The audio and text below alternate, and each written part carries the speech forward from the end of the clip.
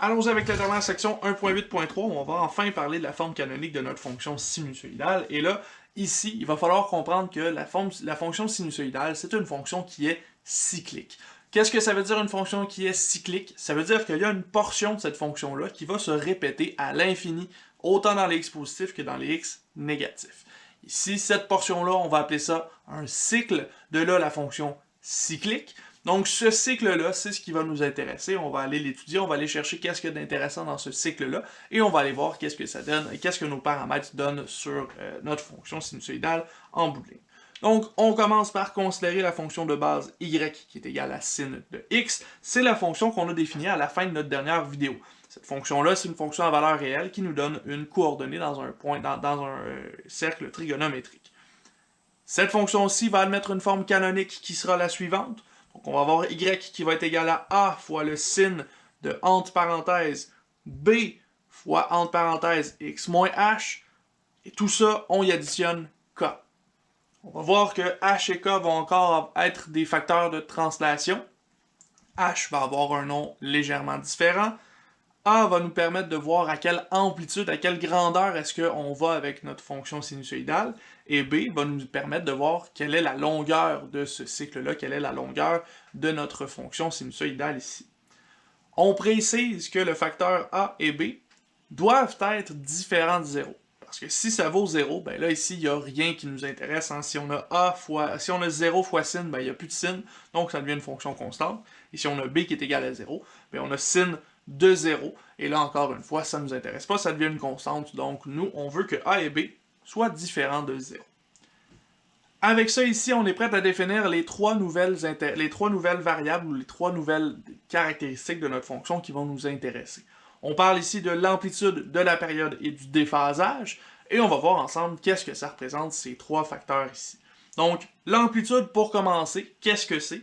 Ben, on va associer ça à la demi-hauteur de l'onde. Donc, la fonction sinusoïdale va former une onde, et nous, on veut voir jusqu'à quelle hauteur est-ce qu'on s'en va, mais on n'a pas besoin de l'hauteur complète, on a juste besoin de la moitié de cette hauteur-là. Donc, dans le dessin qu'on a fait ici, la demi-hauteur, si on se place exactement au centre de notre onde ici, on va aller chercher cette hauteur-là ici. La hauteur, l'amplitude A, on va la trouver à partir du facteur A qu'on a dans notre fonction de base. Donc on dit que l'amplitude est égale à la valeur absolue de A, donc la valeur absolue de notre paramètre multiplicatif A ici. Ensuite de ça, on va aller chercher c'est quoi la période. La période, en gros, c'est juste la longueur de notre cycle. Combien de temps est-ce que notre cycle prend avant de recommencer à 0? Et dans ce cas-ci, ben, vous voyez que dans le dessin ici, j'ai fait un cycle justement en noir ici, et la longueur totale, donc du premier point noir jusqu'au deuxième point noir, c'est ce qu'on appelle la période de notre fonction sinusoïdale. Cette période-là, elle va être encore une fois calculée à partir de nos facteurs. Le facteur qu'on va utiliser, c'est le facteur B. Ce facteur B-là va grossir le cycle ou rapetisser le cycle selon son ordre de grandeur, et on va trouver cette longueur-là en faisant T, qui est la période, qui est égale à 2π, divisé par la valeur absolue de B. Pourquoi 2π? Parce qu'une période normale prend 2π, ça prend 2π avant de revenir au point initial. On comprend que dans un cercle, 2π c'est un tour complet, donc c'est pour ça que 2π ça nous donne un tour complet. Ça fait la fin d'un cycle. Et on voit qu'on divise par la grandeur de B pour voir à quel point est-ce qu'on a étiré ou rapetissé notre cycle selon la grosseur qu'on a mis à B. Finalement, le dernier paramètre qu'on va aller chercher, c'est le déphasage, et ce paramètre-là, c'est le plus facile des trois. Le déphasage, c'est tout simplement le décalage entre le début de notre cycle et le début de l'axe des x, donc entre 0 et le début de notre cycle. Ça, c'est ce qu'on appelle le paramètre h. Donc, on a déjà un paramètre h qui nous décale vers la droite ou vers la gauche. Ben ici, c'est exactement ce qu'on a comme principe. Le paramètre h, c'est ce qui va nous donner le déphasage de notre fonction. Donc, dans notre dessin ici, le point du départ de mon cycle est à h unités du départ. Donc, h, c'est mon déphasage tout simplement ici. Ceci étant dit, on a tout ce qu'il faut pour aller voir à quoi ça ressemble maintenant les effets de A, B, H et K sur la fonction sinusoïdale. Du point de vue de H, encore une fois, ça sera une translation à l'horizontale, dans ce cas-ci un déphasage, un décalage sur l'axe des X, et le signe de H va nous indiquer dans quel sens est-ce qu'on décale, mais on va se rendre compte que, étant donné que la fonction elle est cyclique, c'est difficile de vraiment voir exactement de combien est-ce qu'on s'est tassé. L'important, c'est de se rendre compte qu'on s'est tassé. On va voir tantôt dans des exercices comment aller décaler comme il faut, mais pour l'instant, ça va être un petit peu plus difficile à discerner. Ici, là, dans le premier dessin, en noir, on a la fonction sinusoïdale de base, y égale sin de x. En vert, on a reculé de 2 tiers pi sur notre axe des x, donc en vert, on a reculé notre période un petit peu, et en rouge, on l'a avancé de 2 tiers pi. Donc, c'est pas nécessairement facile à distinguer, mais on voit que les fonctions sont décalées les unes des autres. On a plusieurs sommets qui arrivent ici de différentes couleurs. Donc, on comprend que le h va tasser à l'horizontale notre fonction. Ensuite de ça, le k, c'est comme d'habitude, ça va monter ou ça va descendre la fonction très facilement. Donc ici en noir, on le voit mieux, le sin de x, si on lui ajoute à ça 3/2, par exemple, ben là ici en rouge, on va obtenir le sin de x plus 3/2, donc on a augmenté notre fonction. Et en vert, ben là ici on lui a enlevé 3/2, donc on est arrivé à un petit peu plus bas dans ce cas-ci. Donc tout simplement une translation à la verticale par notre paramètre k. Du côté du paramètre A, on va encore être capable d'avoir une compression verticale ou un étirement vertical selon la grandeur de notre variable, de notre amplitude plutôt. Donc ici en noir, on a toujours sin de x. En rouge, on va avoir 2 sin de x. Donc là ici, la valeur de A elle est plus grande que 1 et on se rend compte qu'on a étiré à la verticale notre fonction. Donc on a un étirement vertical lorsque la valeur de A est plus grande que 1 et lorsque la valeur de A est plus petite que 1, on a 1/2 sin de x en vert ici, mais on a compressé notre fonction initiale, on l'a rétréci pour qu'elle rentre en dessous de nos montagnes ici. Donc on a effectivement compressé verticalement notre fonction sin de x avec cette valeur-là. De l'autre côté, il nous reste aussi à avoir le signe de A. Comme d'habitude, un signe de A négatif, ça va faire une réflexion par rapport à l'axe des x. Donc ici, on a la fonction sin de x en noir. Et en rouge, on a la fonction moins sin de x. On remarque que cette fonction-là, moins sin de x, elle est décalée par rapport à la fonction sin de x. On se rend compte en réalité que mettre un moins devant le sin de x, ça revient à décaler, ça revient à ajouter un h différent. Nous, on va simplement traiter le signe de moins comme un signe de moins, mais sachez que ça existe de tout simplement changer notre moins pour obtenir une valeur de h qui est un petit peu différente. Du côté du paramètre B maintenant, on va pouvoir faire encore une fois des compressions, des étirements, mais ici ce sera à l'horizontale plutôt qu'à la verticale. On va voir que si on a une valeur de B qui est plus grande que 1, ben on va compresser notre cycle, on va faire plus qu'un cycle en l'espace de 2π. Donc par exemple ici, sin de x est en noir, ben là ici on voit que dans la moitié du premier cycle de sin de x, on retrouve un cycle complet de la fonction sin de 2x. Comme b vaut 2 ici, on a compressé de 2 notre fonction. On va beaucoup plus vite, on a des vagues qui sont beaucoup plus rapides lorsqu'on a un b qui est plus grand que 1. Alors que dans le deuxième exemple, sin de x est toujours en noir, mais là on a sin de 1/2x en rouge, et on remarque que le sin de 1/2x prend beaucoup plus son temps. Il est beaucoup plus long à faire un seul cycle que le sin de x normal. On voit ici donc que si on a une valeur de b qui est plus petite que 1, on se retrouve avec une fonction qui va être étirée à l'horizontale, alors que si on a une valeur plus grande que 1, on va avoir compressé à l'horizontale. Maintenant, il reste aussi à vérifier qu'est-ce qui se passe si le b est négatif, mais là, je ne le ferai pas dans des dessins ici. Ce que je vous indique, c'est que si jamais le b était négatif, on fait une réflexion par rapport à l'axe vertical. Donc, on va avoir la même chose, mais vers le négatif. On va se rendre compte que ça ressemble beaucoup à un autre décalage qu'on va avoir fait. Encore une fois, si b est négatif, on peut associer ça à un décalage de h plutôt que aller chercher, encore une fois, la fonction avec sa réflexion complète.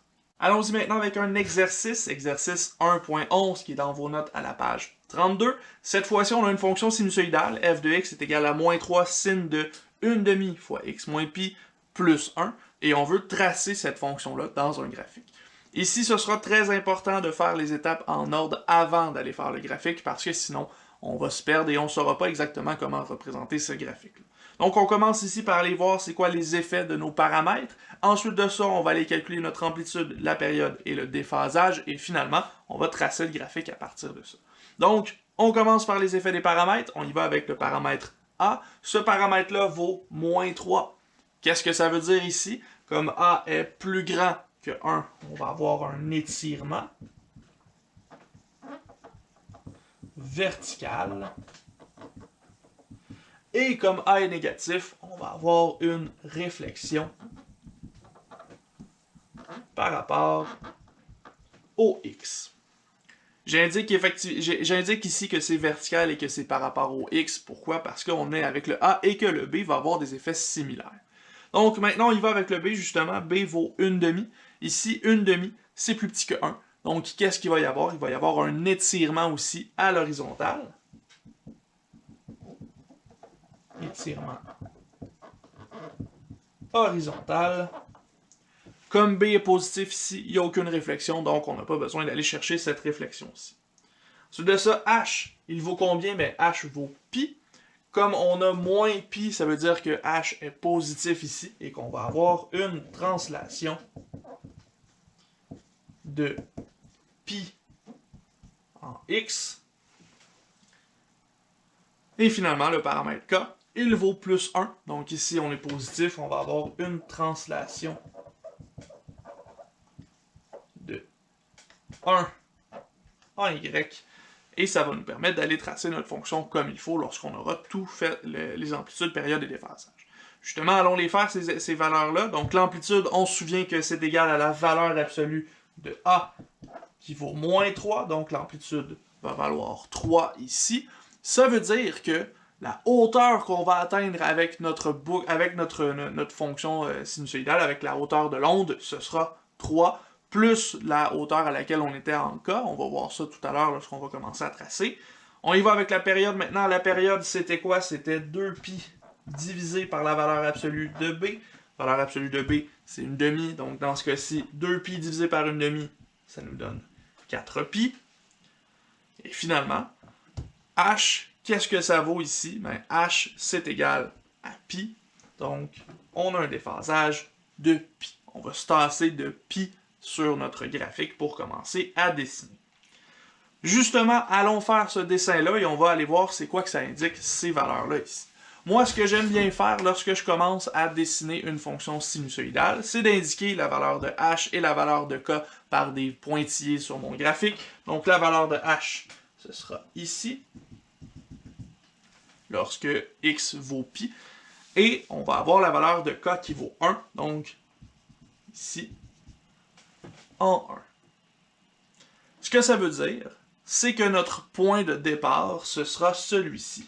Le point en rouge ici, à l'intersection pi et 1. À ce moment-là, j'ai besoin d'aller chercher mon amplitude. L'amplitude, c'est combien? C'est 3. Ça veut dire que je vais augmenter de 3 à partir de ce point-là pour me rendre jusqu'à 4. Encore une fois, je vais délimiter par des pointillés pour cette valeur-ci. Je vais aussi avoir moins 3 en dessous, parce que je vais monter puis redescendre par la suite. Donc je vais descendre de 3, ça m'amène à moins 2. Et je l'indique avec des pointillés encore une fois. Il me reste à aller chercher la période. Période vaut 4pi. Ça veut dire que du début jusqu'à la fin d'un cycle, je vais avoir augmenté de 4pi. Donc 1, 2, 3 et 4. J'arrive ici à 5pi. Et là, je me retrouve avec une zone particulière. La zone qui est ici, dans ce rectangle-là, c'est la zone de mon cycle.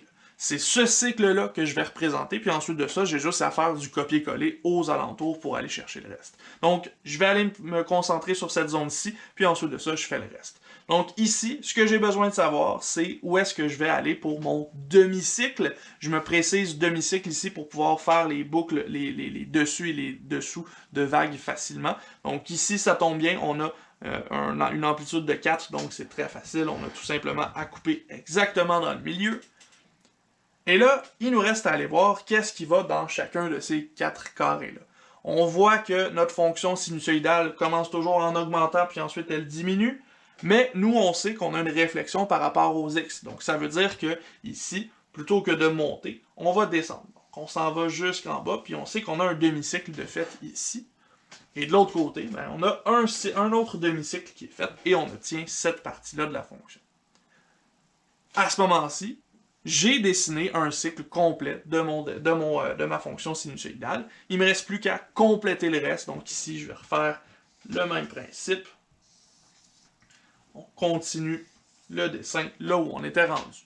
C'est aussi simple que ça de dessiner une fonction sinusoïdale. Tout ce qu'on a à faire, c'est de bien délimiter nos extrémités. Donc, les amplitudes, la période et le déphasage. Donc, on sait où est-ce qu'on commence, on sait où est-ce qu'on finit. Et ça se passe assez bien pour la suite. Ceci étant dit, moi, je ne ferai pas le B non plus. Je vous laisse le faire, je vous laisse l'essayer. Faites attention dans ce B-là, vous n'avez pas exactement la même forme ici. On n'a pas un B qui est mis en évidence, donc commencez par mettre votre B en évidence, puis ensuite de ça, faites les mêmes étapes, tracez cette fonction-là. Et si jamais vous n'y arrivez pas, n'hésitez pas à me contacter, je pourrai vous aider avec ça. Sur ce, nous, on va se laisser ici. On se revoit dans une prochaine vidéo avec la section 1.9 où on va parler du cercle du point de vue de son équation mathématique.